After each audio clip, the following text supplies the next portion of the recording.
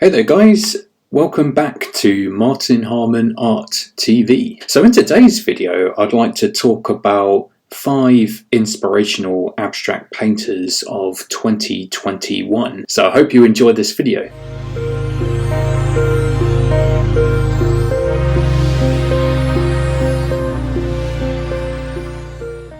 If you're new to this channel is about sharing my journey as an artist and my passion for all things art. So you're welcome to join me on this crazy adventure. Yeah, so recently I've just been just diving deep really and thinking about the contemporary art world, or thinking about the art world in general, and you know, the types of painters that have come before me, and thinking about the concepts and ideas that, you know, some people explored, and how this kind of fits into my own art practice, and why I think this is still pretty inspirational to me and relevant to me to this day. And I just thought it would be interesting to share what I found out recently, and share that with you guys, because you know, I'm learning all the time, and I feel like the art world is often bigger than me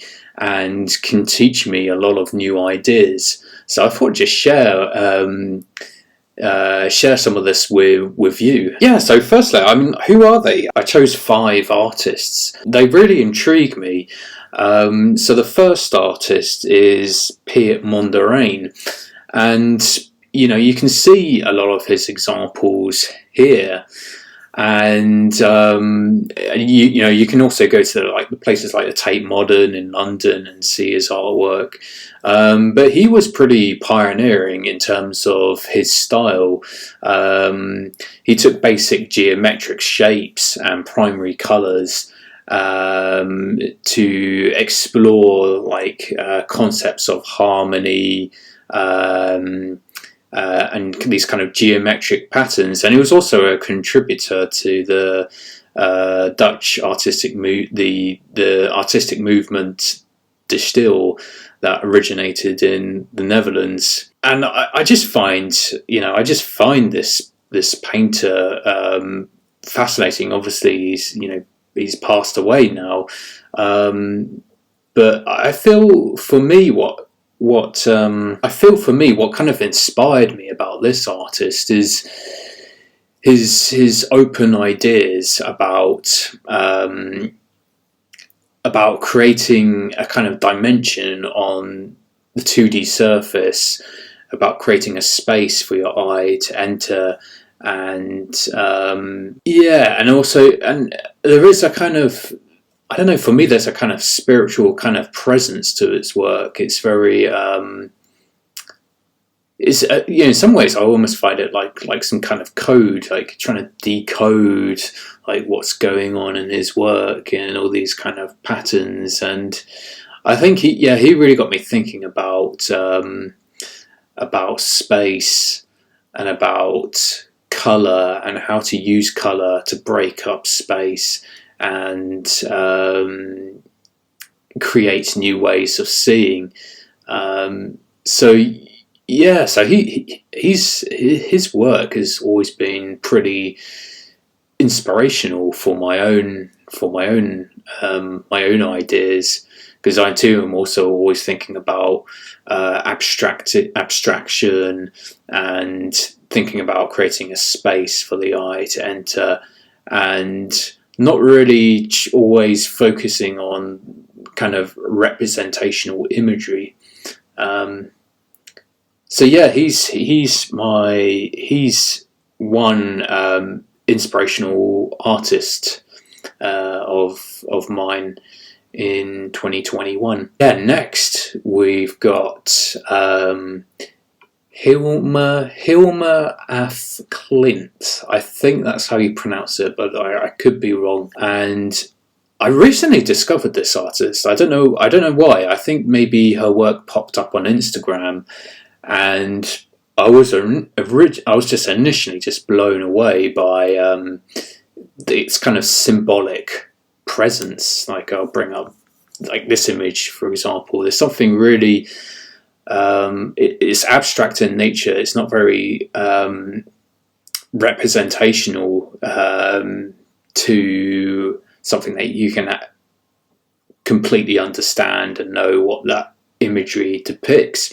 But what I like about her work is she has these kind of symbolic kind of references to her work. It's like you can see this kind of almost like this kind of pyramid type form reaching up into this sun type form, and it kind of reminds me of some kind of hieroglyphs from Egypt. It's funny, it's almost like she's using imagery to convey a language. And it's interesting because I found out that she was creating this kind of work before Piermonderraine, before that kind of full-on abstract movement that was taking place. But her work was unseen, or this body of work that she created was unseen. It was only, I think it was only 20 years after she passed away that her work was publicly visible. Apparently she put that in her will.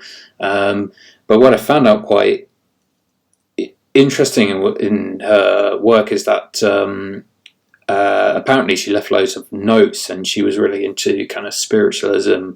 And I think she would often meet up. From doing my research, apparently she'd often meet up with groups of other people with similar interests, and they would do kind of seances and try and communicate with, with spirits, and I can kind of see that in her work. This kind of mysticism. There is a kind of mysticism to it. It's kind of, I feel it's kind of leaving. There's a kind of order to it. There's a kind of scientific, almost like a scientific approach, or some kind of mathematical coding that's going on within the work, I feel. I don't know, maybe she was maybe this interest in spiritualism, and I think she was also interested. I think some of her family was like, working within the sciences or math or mathematics, and maybe this kind of inspiration kind of fed into her work. But what I really like it is just, again, it's very symbolic, and it's like almost futuristic in some way, and maybe that's partly why she kept these pieces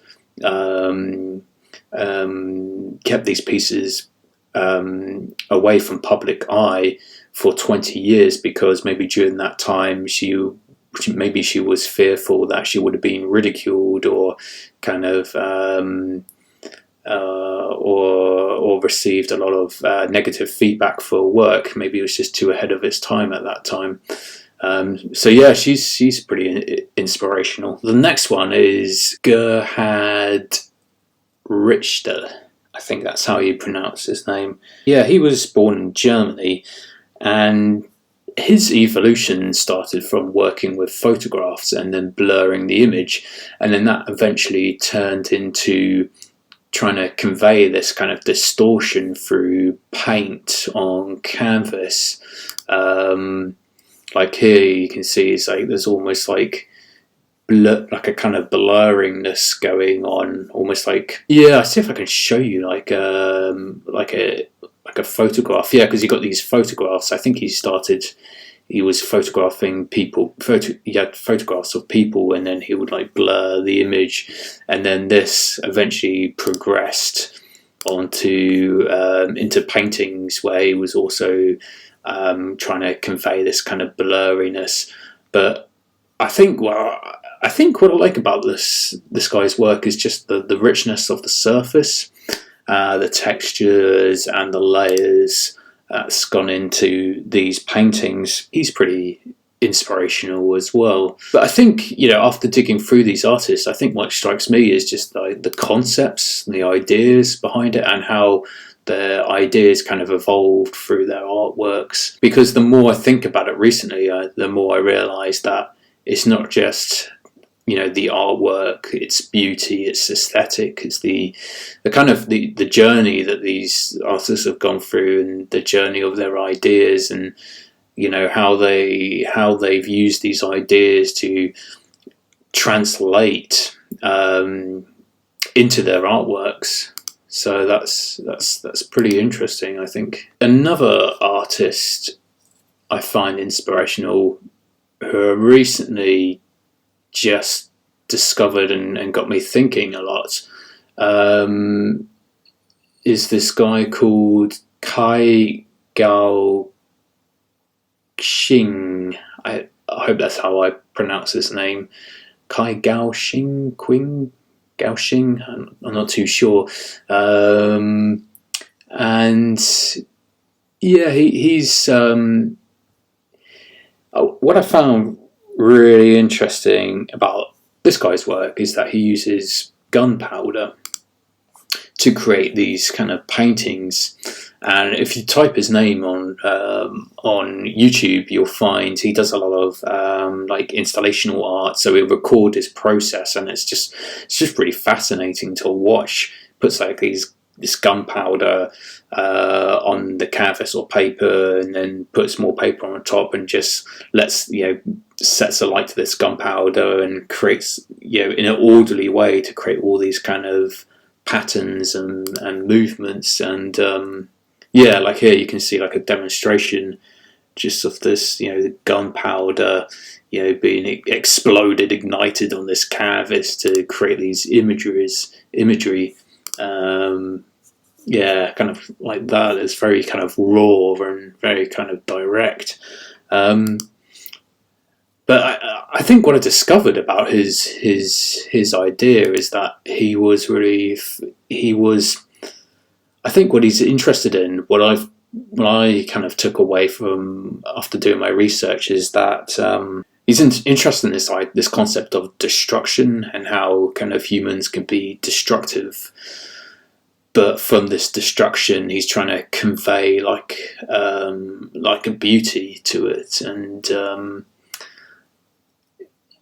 and I think maybe this kind of thinking comes from the society around him, the things that have happened around him, and maybe he's trying to convey some of those experiences, because as humans we're often quite destructive in some ways, and but at the same time we're always seeking to create a better world for us. But nothing in human evolution is perfect, and we always lead to destructive outcomes. But maybe out of those destructive outcomes comes some kind of tranquility or peace. So I think that maybe that's something he's kind of commenting on in some way, from what I've kind of understood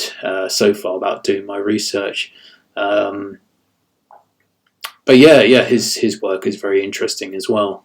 And then the last artist on my list is Bridget Riley, and she was working within this term of op art, which is kind of optical illusionary art, using geometric kind of patterns, like mostly black and white, to really distort your vision, and almost using these simple lines to create like a third dimension on a 2D surface. And but it's still very abstract. It's still not depicting anything real from the real world. Again, there's also something quite scientific about it. It's very kind of almost kind of mathematical, very kind of structured. But yeah, I think her work is interesting to me because it's a very kind of, it's another way of exploring pattern and form to create space and create illusion of space or illusion of depth. To me it's really interesting. Her attention to detail and creating kind of new experiences and ways of seeing. Yeah, it's very hypnotic, like that one. So anyway, that's a wrap. Yeah, so anyway, that's a wrap for this video. I thought I'd just share with you my 5 inspirational abstract painters of 2021. But yeah, it's interesting because it really just got me thinking, really, about my own artistic journey and my own practice, and got me thinking about my own ideas and how to investigate some of my own ideas further into my artworks, and how that kind of fits into the the art world of the artists that have kind of gone before me, and the vision of their work, and what was their vision, and how did their art kind of change the way people see things. The more I think about it, the more I realise that art is just it's a tool to get people thinking of new ideas, and to get people thinking differently about the world around them. I often think it's like, imagine if an alien landed on this earth and showed us their advanced technology, and we wouldn't understand it, but obviously they understand it because it's normal for them, and they've been living with it, and it's been functioning within their society. And I always think art, this kind of art is like that. It's almost like showing us new visions and new realities that come into our own reality, and gets us thinking about new ideas and new ways of seeing it. And then some of these ideas then filter out into other things like architecture, and like Piermonderraine, who did that, working within the still movement, filtered out into architecture, design and furniture. So I always feel this kind of art is a bit like that, to kind of challenge people's perception and create new ideas in the world. So that's why I really wanted to create this video. Just quickly, from the 27th of August to the 10th of September 2021 at martinharmanart.com, I'll be hosting my first online only solo exhibition called Space and Contemplation, and it's a online exhibition that includes a virtual exhibition that consists of paintings that I created during lockdown. And if you'd like to see the show, it's an exclusive event, so it won't be available publicly. All you need to do is just sign up for my newsletter. I'll try not to spam you too much. I usually just try and focus on just good content, and provide studio updates and that kind of good stuff. But yeah, if you sign up for my newsletter, you'll get exclusive access to see this exhibition, and to see the virtual exhibition. This is just an example of the outside of the building that I created, that will contain the paintings. But yeah, I hope to see you there. It'd be great to see you there. So yeah, all you got to do is just go to my website and go to the news page. Just enter in your email address if you'd like to see the show. And yeah, I hope to see you there. But anyway, yeah, I hope you've enjoyed this video. And if you have, feel free to like the video. And don't forget to check out my Patreon profile, and I'll leave a link in the description below, and you can get access to things like exclusive content and merchandise, and then you get to see these videos before they go officially public. So that's pretty cool as well. But yeah, thank you for stopping by, and I'll see you in the next video. So take care of yourself, and see you next time. Bye bye.